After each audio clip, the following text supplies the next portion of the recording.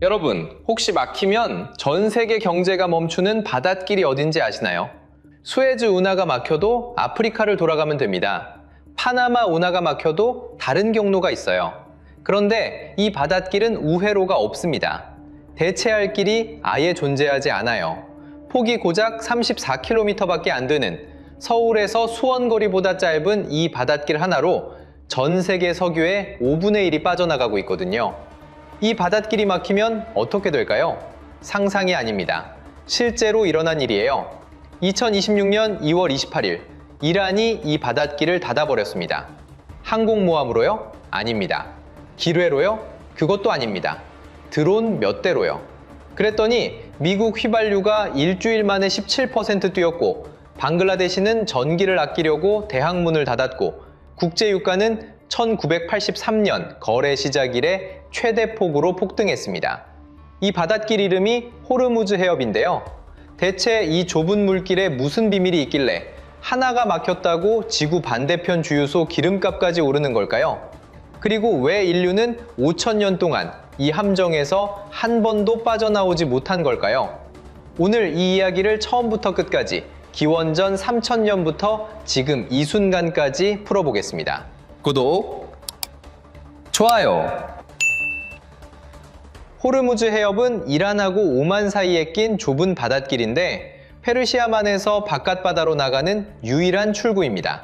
다른 문이 없어요. 이 하나뿐입니다. 여기를 하루에 2천만 배럴의 원유가 지나갑니다.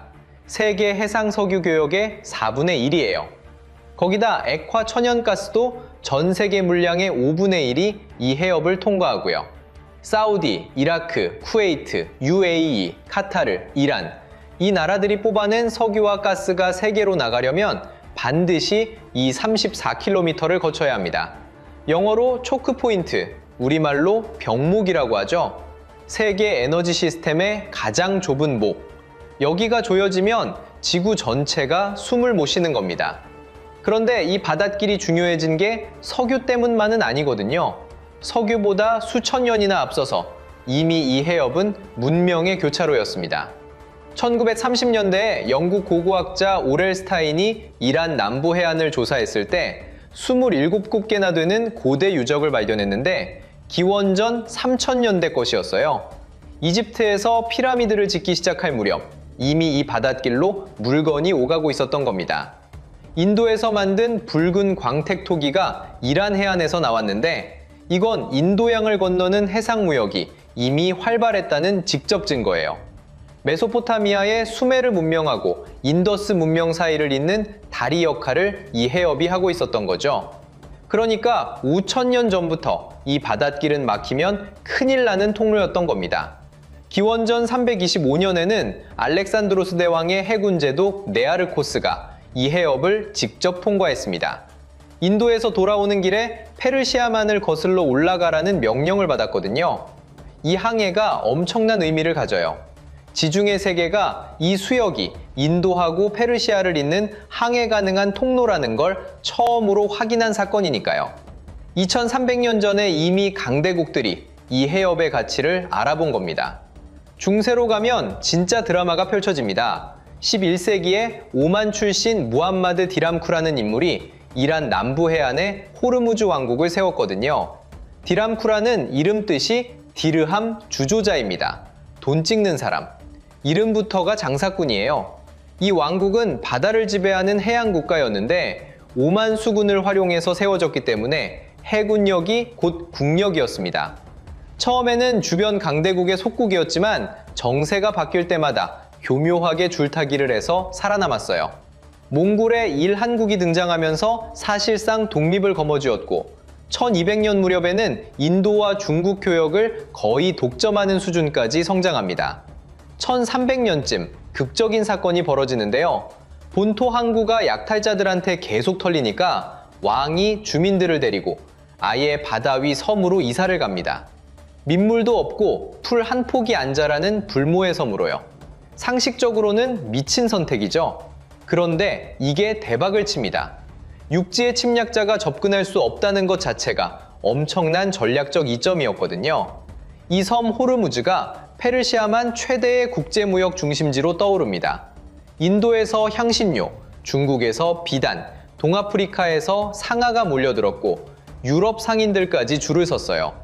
마르코폴로가 이곳을 2번이나 방문했는데 인도 상인들이 보석하고 진주하고 비단을 가득 실은 배를 끌고 와서 온갖 나라 상인들한테 팔았다고 기록했습니다. 15세기에는 명나라 정화제독의 대함대까지 왔고요.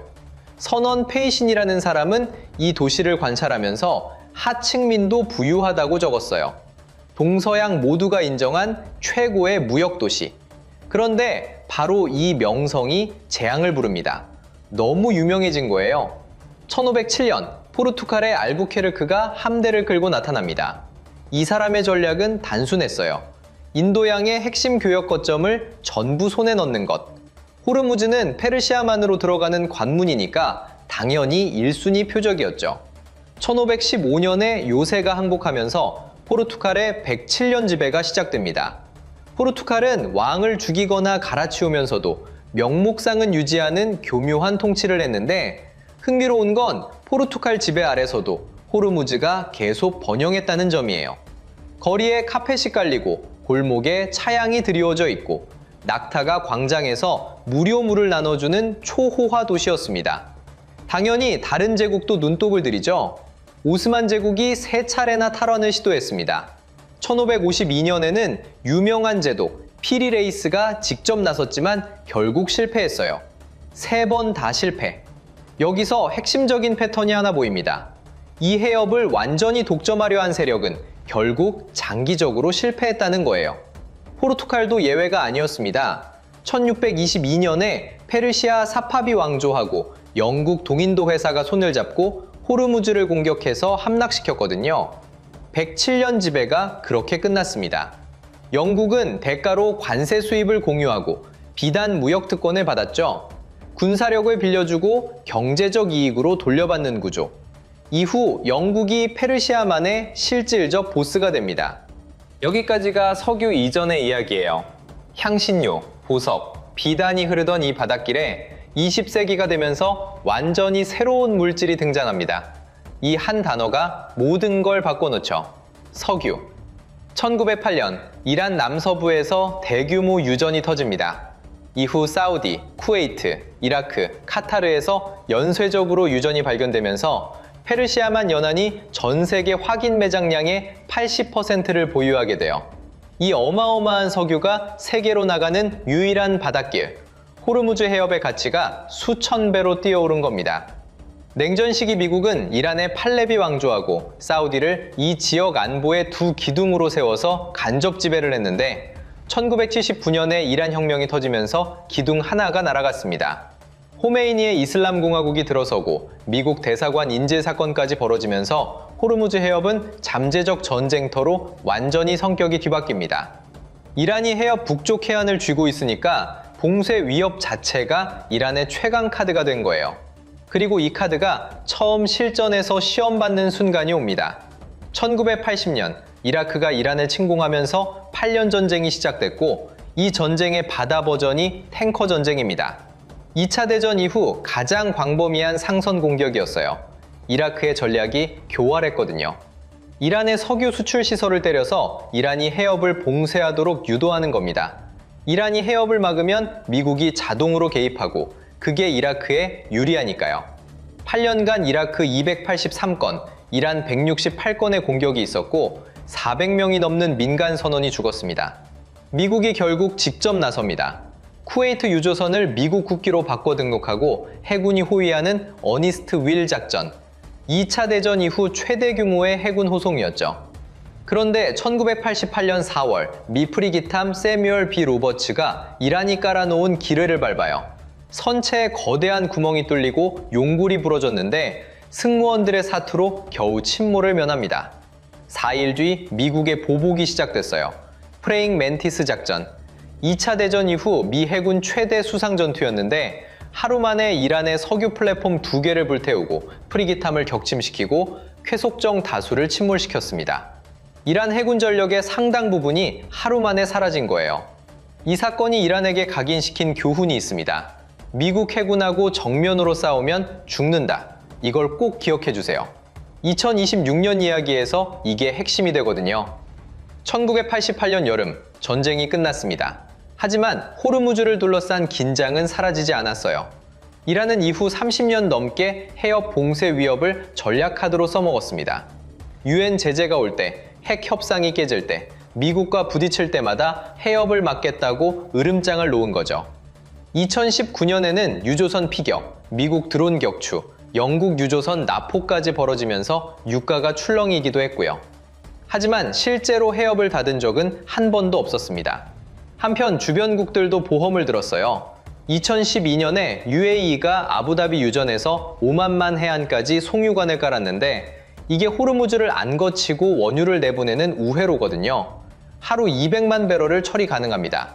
사우디도 홍해 쪽 얀보항을 통한 대한 루트를 보유하고 있고요. 그런데 여기서 결정적인 문제가 있습니다. 하루 2천만 배럴이 지나가는 해협을 200만 배럴짜리 파이프라인으로 뭘 대체하겠어요?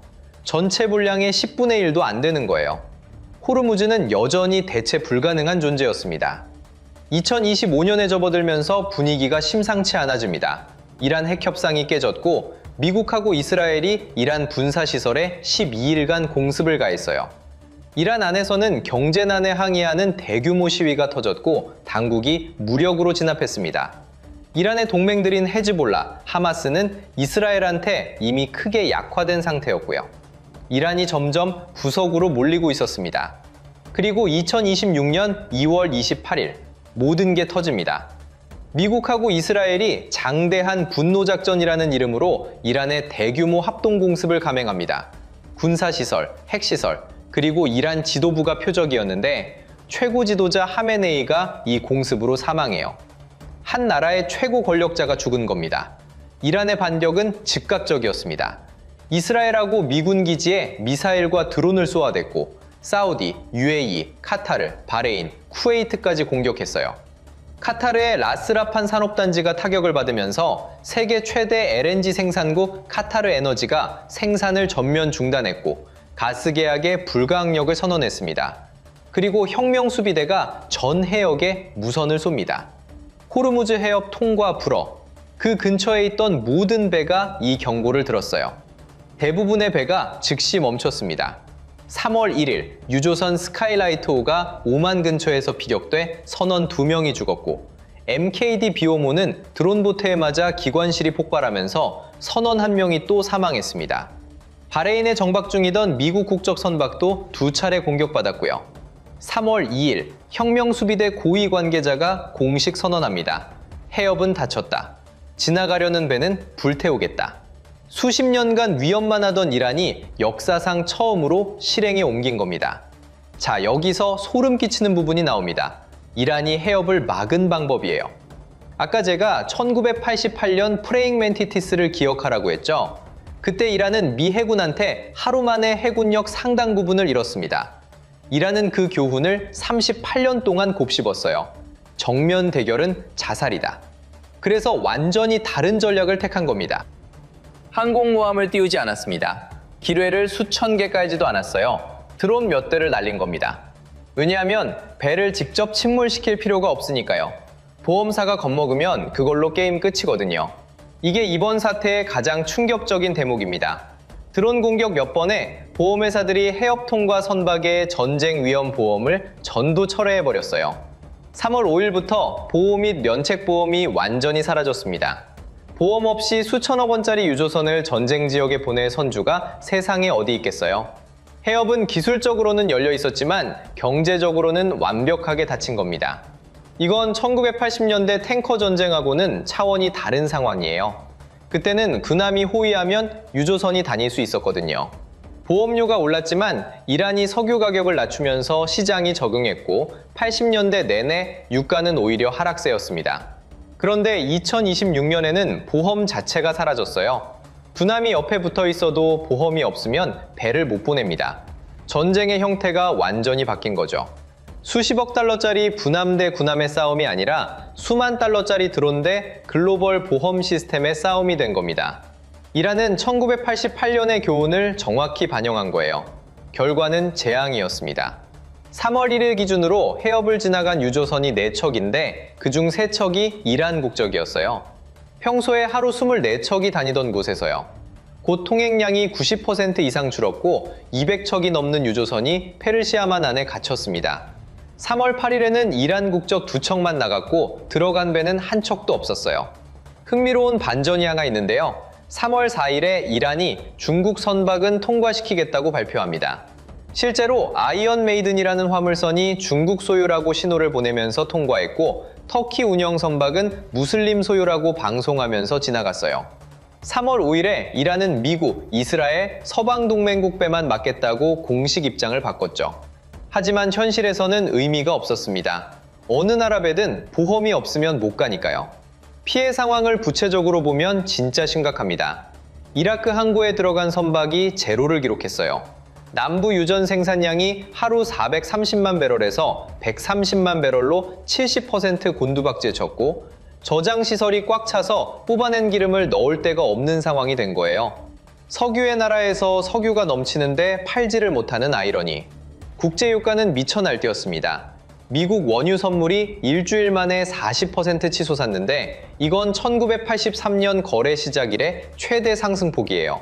브렌트유는 하루에 18%가 올라서 배럴당 109달러까지 갔고 3월 8일에 4년 만에 처음 100달러를 돌파했습니다. 3월 9일 기준 미국 전역 평균 휘발유가 갤런당 3달러 45센트로 한 주 전보다 51센트 올랐고요. 유럽 천연가스 선물은 48시간 만에 거의 2배가 됐습니다. LNG 운반선은 하루 운임이 단 하루 만에 40% 넘게 뛰었고요. 아시아가 가장 큰 타격을 받고 있어요. 해협을 통과하는 원유의 84%가 아시아로 향하거든요. 일본은 원유의 95%를 사우디, 쿠웨이트, UAE, 카타르에서 수입하는데 그중 70%가 호르무즈를 지나갑니다.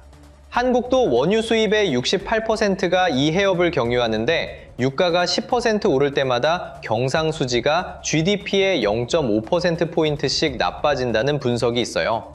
파키스탄은 LNG의 99%를 카타르하고 UAE에서 사오는데 저장 시설이 부족해서 가장 취약합니다.